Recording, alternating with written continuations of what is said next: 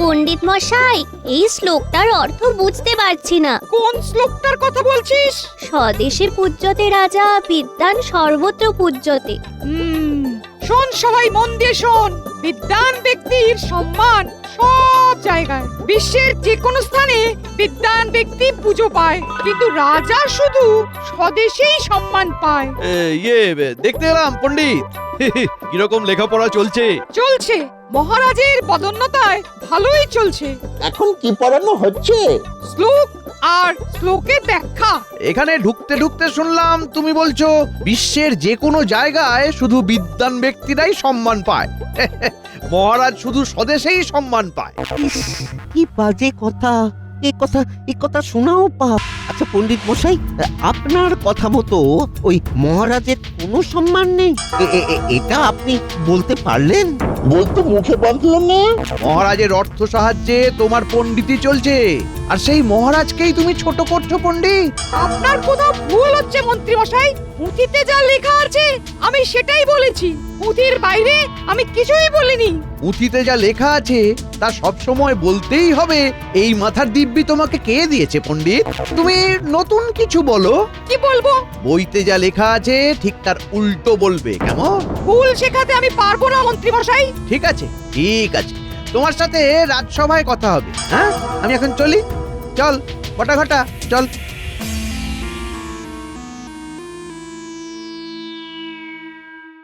পুঁথিতে যা লেখা আছে তা সত্যি, ভুল শিখবি না, ভুল জানবিও না। শুনে রাখ, বিদ্বান ব্যক্তির সাথে কখনো কারো তুলনা হয় না। যারা প্রকৃত বিদ্বান তাদের সম্মান সারা বিশ্ব করে। আজ এই পর্যন্ত, ঠিক আছে?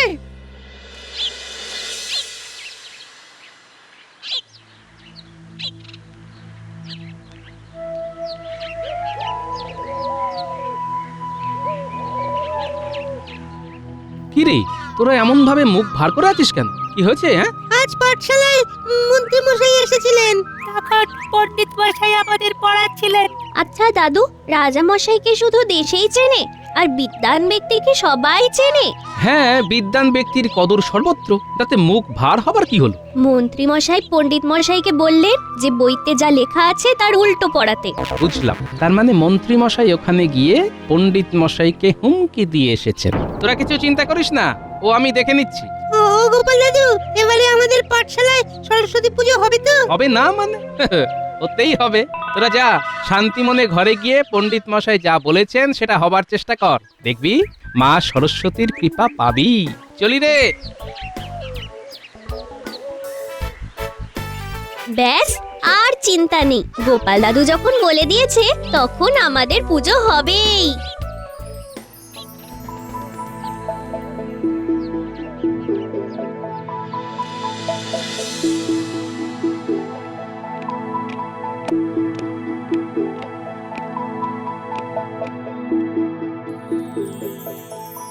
মন্ত্রী, আজকে সভা শুরু কর।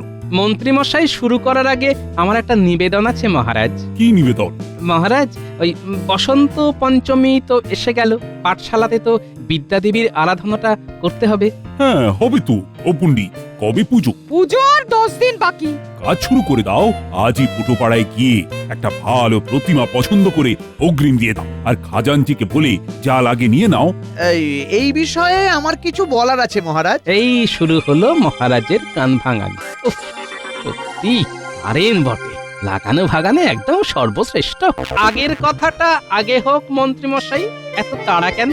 না না না না না, আগে আমার কথা হবে, তারপর মহারাজ সিদ্ধান্ত নেবেন পণ্ডিতের পাঠশালায় সরস্বতী পুজোর জন্য মহারাজ অর্থ দেবেন কিনা। বলো মন্ত্রী, তোমার কথাটাই আগে শুনি। মহারাজ, এই পণ্ডিত তার ছাত্রদের কি শেখাচ্ছে জানেন? কি শেখাচ্ছে? আপনাকে অশ্রদ্ধা করতে, অসম্মান করতে।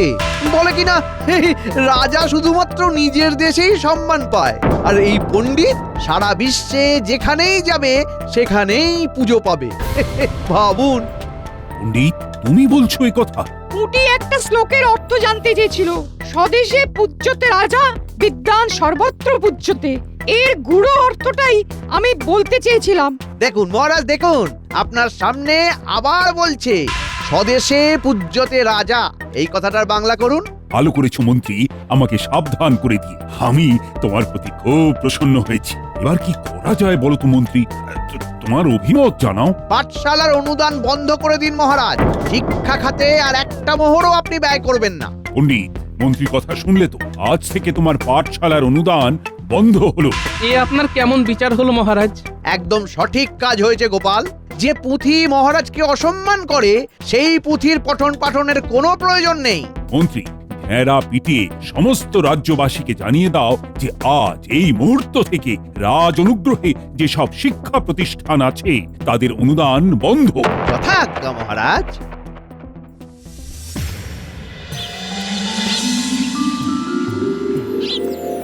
কি থেকে কি হলো? শিক্ষা নেই, তাই এই রাজ্যে বিদ্যা দেবীও নয়। তাহলে আমরা আছি কেন? আমাদেরও এক্ষুনি চলে যাওয়া উচিত। চলে যাওয়া মানে তো হেরে যাওয়া। আমি হেরে যাব না।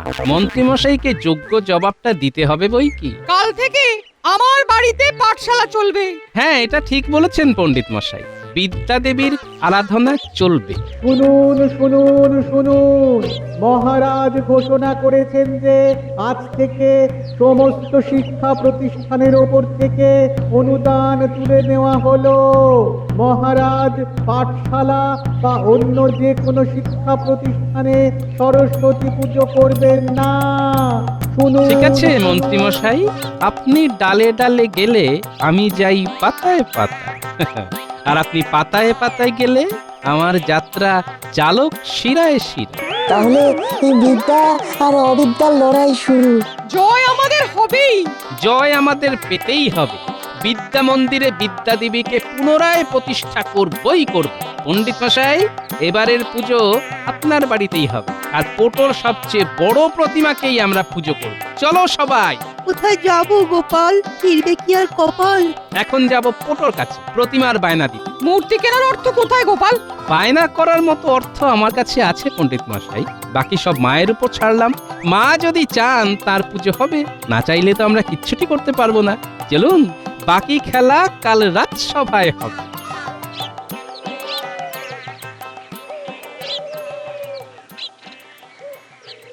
শুনুন শুনুন শুনুন, মহারাজ ঘোষণা করেছেন যে আজ থেকে সমস্ত শিক্ষা প্রতিষ্ঠানের ওপর থেকে অনুদান তুলে নেওয়া হলো। মহারাজ পাঠশালা বা অন্য যে কোনো শিক্ষা প্রতিষ্ঠানে সরস্বতী পুজো করবেন না। শুনুন শুনুন শুনুন। হ্যাঁ, যা চলে শিক্ষায় কোপ, এটা মহারাজের কেমনতর ব্যবহার। কাকা কি বলে গেল? অনেকগুলো কথা তো ঠিক বুঝতে পারলাম না। কোন কথাটা বুঝলি না মা ফুটি? শিক্ষা প্রতিষ্ঠানের উপর থেকে অনুদান তুলে নেওয়া হলো, বাকি কথাগুলো বুঝেছি। মহারাজ আর কোনো পাঠশালায় অর্থ সাহায্য করবেন না। তার মানে আমাদের পাঠশালায় এবার সরস্বতীর পুজো হবে না। কিন্তু গোপাল দাদু তো কথা দিয়েছে যে আমাদের পুজো হবেই। গোপাল দাদু যখন বলেছে তখন পুজো হবেই হবে। আমাদের গোপাল হয়কে নয় করতে জানে আর নয়কে হয় করাতে জানে। ও যখন বলেছে পাঠশালাতে পুজো হবে, তখনও হবে। ও তোরা নিশ্চিন্তে থাক।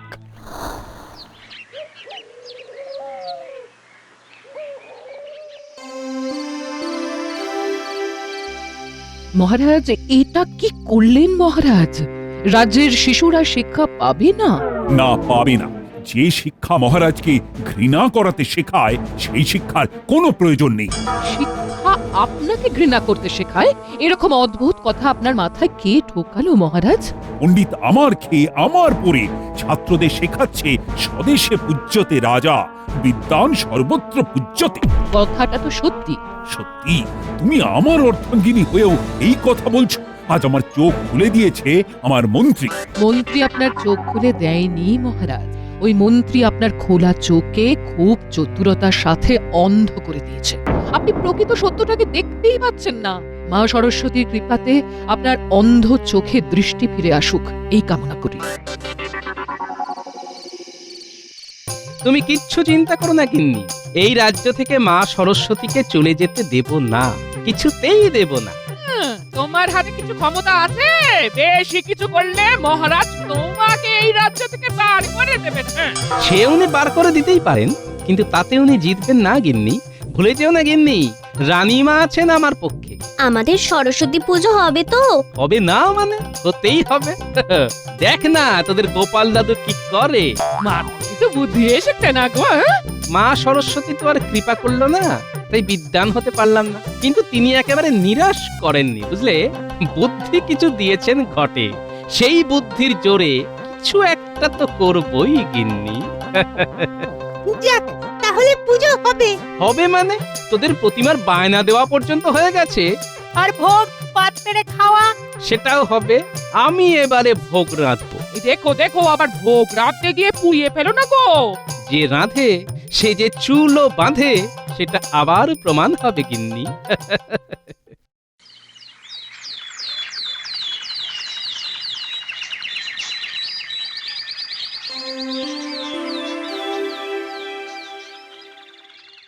মহারাজ, কাল যে কথাটা নিয়ে এত আলোচনা হলো, সেই কথাটা নিয়ে একটা পরীক্ষা হয়ে যাক।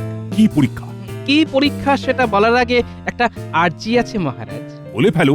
সবটা শুনে কিন্তু রেগে গেলে হবে না, সবটা সহজভাবে নিতে হবে। নেব। মহারাজ, আপনার রাজসভায় আপনার ছত্রছায়া থেকে আমার কিছু পরিচিতি হয়েছে। সবাই বলে নাকি আমার বুদ্ধি আছে মহারাজ। বুদ্ধি নয় গোপাল, ওগুলোকে কুবুদ্ধি বলে। তাই সই, কুবুদ্ধি। তা দেশের বাইরেও কিছু মানুষ আমাকে ওই কুবুদ্ধির জন্যই চেনে। ঘুরিয়ে পেঁচিয়ে কথা না বলে সোজা কথা এসো। মোদ্দা কথাটা বলো তো। হয়ে যাক মহারাজ একটা পরীক্ষা, দেখি আপনাকে কতজন চেনে আর আমাকে কতজন চেনে মহারাজ। তার মানে তুমি দাবি করছো তুমি বিদ্বান? গোপালও বিদ্বান আর আরশোলাও পাখি। হ্যাঁ মহারাজ, আমি দাবি করছি আমি বিদ্বান, পুঁথিগত আমার কোনোই জ্ঞান নেই। সেই জায়গায় আমি একেবারে নিরক্ষর মহারাজ, কিন্তু মানুষের দৈনন্দিন চলার পথে যে বুদ্ধির দরকার হয় সেটা আমার আছে। কথাই আছে না, বুদ্ধিতেই সিদ্ধি। বুদ্ধি আছে যার, বল আছে তার। এই কথাটা সবাই বলে বারংবার। বেশ, তোমার সাথে পরীক্ষাতে রাজি। আর হারলে কি হবে সেটা বল।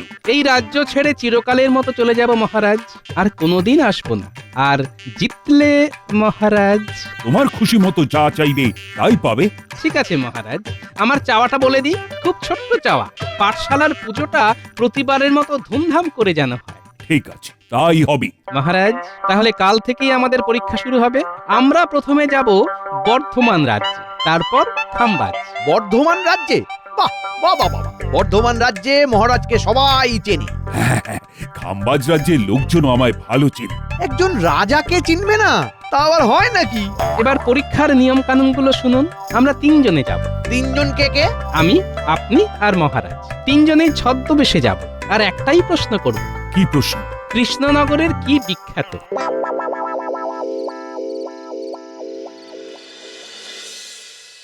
কাল কত সকালে বেরোবে? যত সকাল সকাল হয় গিন্নি। এই তুমি নিশ্চিত জিতবে? হ্যাঁ গিন্নি, জিতবই জিতবো। এই জেতাটা কৃষ্ণনগরের জন্য খুব জরুরি, বুঝলে। মহারাজের একটা মিথ্যে অহংকারের জন্য বাচ্চা বাচ্চা ছেলেদের কাছে শিক্ষা পৌঁছবে না, এটা হতে পারে না গিন্নি। খুব অসম লড়াই করতে নেমেছে গোপাল, আমার কাছে হেরে ভূত হবে। এই প্রথমবার আমি আপনার পরাজয় চাইছি। এই রানী, আমি জিতলে তুমি নিশ্চয়ই খুশি হবে। অবশ্যই।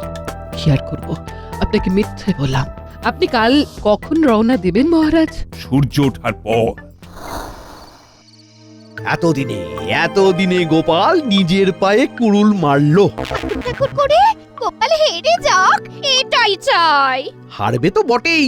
গোপাল বিদেয় হলে কত নতুন নতুন ভাবনা আছে, সেগুলো সব পূর্ণ করতে হবে। চলো গিন্নি, আজ একটু তাড়াতাড়ি শুয়ে পড়ি, কাল খুব সকাল সকাল বেরোতে হবে না? ওহো, আজ খুব খুব আনন্দ করে ঘুমোবো, গোপালের চলে যাওয়ার আনন্দে।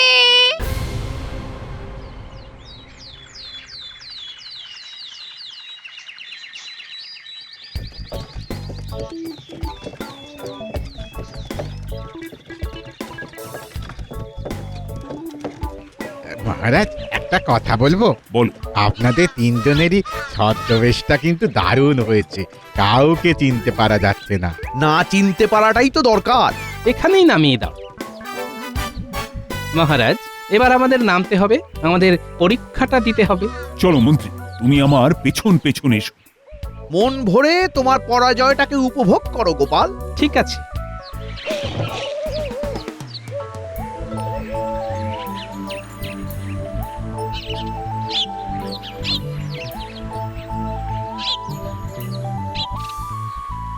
ও ভাই, একটা কথা জিজ্ঞাসা করব। করুন না, কি জিজ্ঞাসা করবেন করুন। তুমি কৃষ্ণনগরের নাম শুনেছো? শুনবো না, খুব ভালো রাজ্য। কিসে ভালো? মানে কৃষ্ণনগর নামটা শুনলে কি মনে হয়? কিসের কথা মনে পড়ে? সরভাজা আর মাটির পুতুল আর আর কৃষ্ণচন্দ্র রায়। কি ঠিক বলেছি? সেইটা আবার কে? মানে কৃষ্ণনগরের রাজা। ও রাজা টাজার নাম জানি না, চিনি না। আমি তো গোপাল ভাঁড়ের নামটা বলতে যাচ্ছিলাম। হ্যাঁ, এই কৃষ্ণনগরের প্রজারা কত ভাগ্যবান, তারা গোপাল ভাঁড়কে দেখতে পায়। হ্যাঁ, আমরা শুধু নাম শুনেই গেলাম। ব্যাস, প্রথমেই মন্ত্রী মশাই কাবু। আমার কষ্ট হচ্ছে শুধু মহারাজের জন্য। তোমরা গোপাল ভাঁড়কে দেখেছো? আমরা একদিন কৃষ্ণনগরে যাব শুধুমাত্র গোপাল ভাঁড়কে একটু কাছ থেকে দেখতে। শুনেছি ওনার কত বুদ্ধি। এইরকম একজন বুদ্ধিমান মানুষ যদি আমাদের এই বর্ধমানে থাকতো। উফ। এই, এখান থেকে চলো তো। খেলাটা বেশ জমেছে।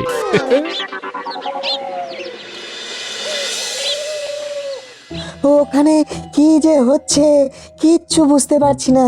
আমার মনে হচ্ছে আমাদের গোপালই জিতছে। তাই যেন হয়। চলো পোটো পাড়ায়, আমাদের কাজ আমরা করি। হ্যাঁ, গোপাল একটা দায়িত্ব দিয়ে গেছে, এটা আমাদের পালন করতেই হবে। মনটা খুব ভালো লাগছে বুঝলি। আরে আমারও সকালবেলা একটা স্বপ্ন দেখে ঘুম ভেঙেছে। ভোরের স্বপ্ন কিন্তু সত্যি হয়। কি দেখলি? কি দেখলাম?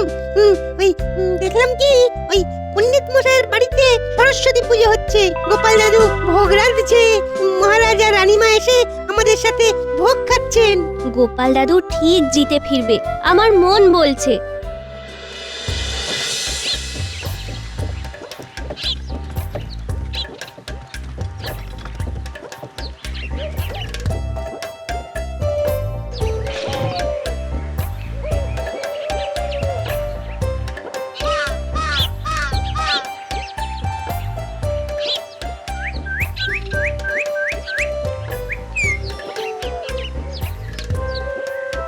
এই যে ভায়া, যাচ্ছ কোথায়? আগে কাজে, আমার এখন অনেক কাজ।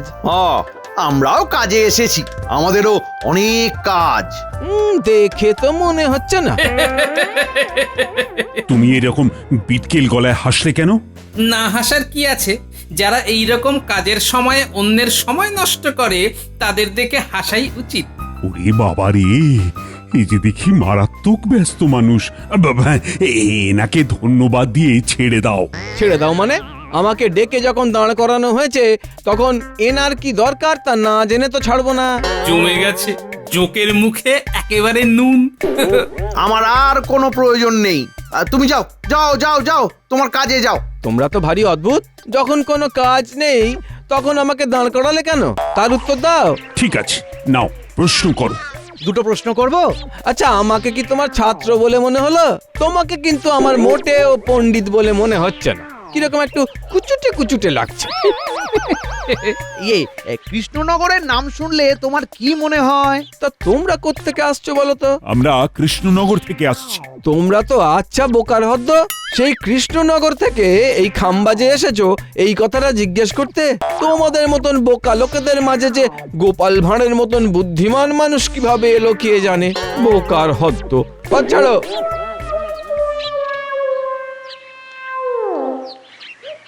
ফিরে চলো, আমি আমার উত্তর পেয়ে গেছি। কি উত্তর পেলেন মহারাজ? দেশে পূজ্যতে রাজা আর বিদ্বান সর্বত্র পূজ্যতে।